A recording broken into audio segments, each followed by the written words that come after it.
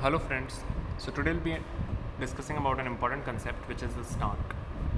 So snark is a simple connected bridgeless cubic graph having a chromatic index of 4. So let's understand this definition. So what is a simple graph?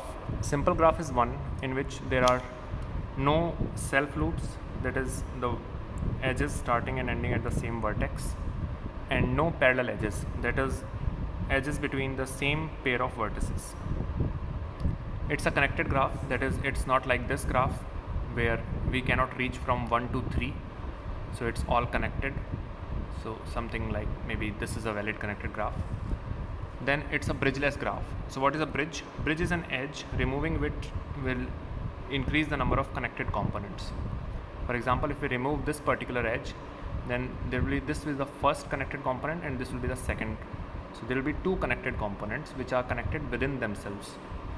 So but right now there is only one whole connected connected component of this graph, which is this graph itself. So removing this edge will increase the number of connected components from 1 to 2. So this particular edge is a bridge. So in a snark there is no bridge, it's a bridgeless graph.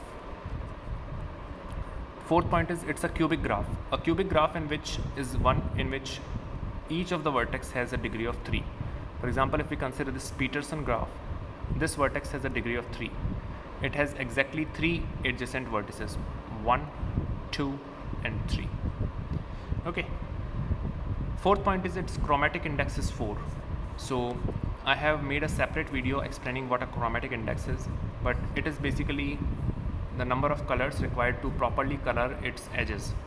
So the chromatic index of Peterson graph is 4 because the number of edges to color it properly with different kind of colors is 4: blue, black, green and red, as seen here. It's the minimum number of colors. So basically all these 5 conditions are satisfied by the Peterson graph. So Peterson graph is a snark. Hope you like the video. Thank you friends.